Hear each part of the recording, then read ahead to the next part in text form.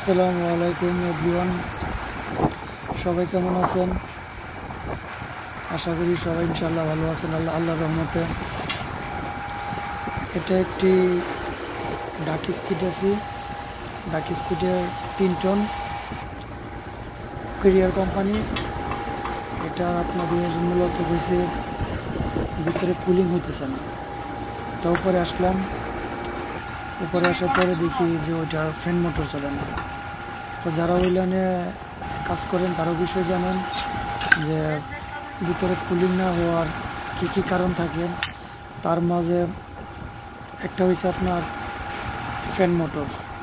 Outdoor কম্প্রেসারে যদি fan motor না চলে তাহলে ভিতরে কুলিং হয় না।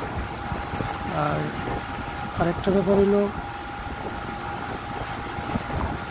যদি আউটডোর কম্প্রেসারের ফ্যান মোটর না চলে তাহলে দেখা গেছে কি কন্ডেন্সার গরম হইয়া কন্ডেন্সার লিক করতে পারে, কিংবা কম্প্রেসার চললে রানিং হইয়া কম্প্রেসার ওভার হিটের টিপ করতে পারে। তখন দেখা গেছে কি অ্যাক্সিডেন্ট হতে পারে, যেমন কন্ডেন্সার লিক হয়ে গেলে বা তখন আবার কাজ বেড়ে যায়, জ্বালাই করতে হয়। তো এই জন্য এগুলো সবসময় চেক দিয়ে রাখতে হয়।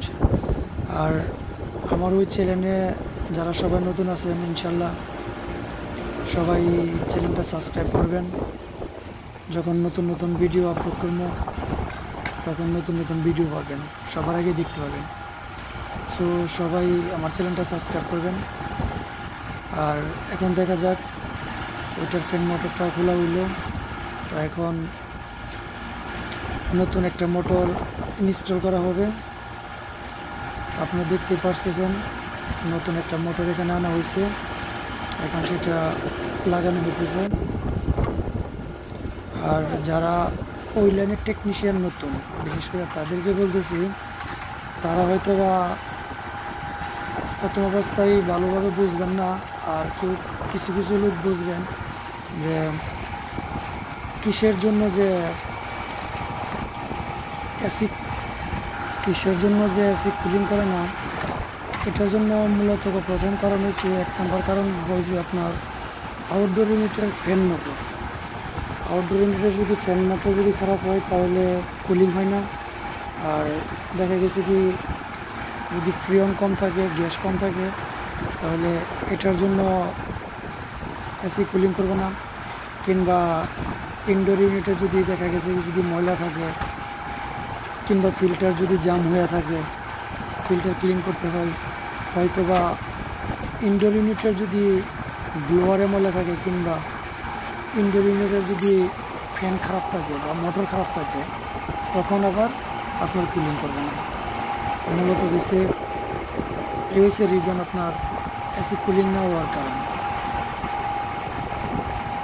আর আমাদের ওই এসিতে সমস্যা হচ্ছে আপনার ফ্যান মোটর। মূলত ফ্যান মোটর লাগানো হয়েছে ইনশাল্লাহ। দেখা যাক, এখন স্টার্ট দিই, ইনশাল্লাহ ওকে হয়ে যাবে ইনশাল্লাহ। আর আমার ওই চ্যানেলে যারা নতুন আছেন, নতুন টেকনিশিয়ান যারা আছেন, তারা হয়তো বা এই ভিডিওটা দেখলে তারা অনেকটাই উপকৃত হবেন আশা করি। কারণ ডাক স্পিড আর প্যাকেজ ইউনিট এগুলোর কাম মূলত কমই হয়।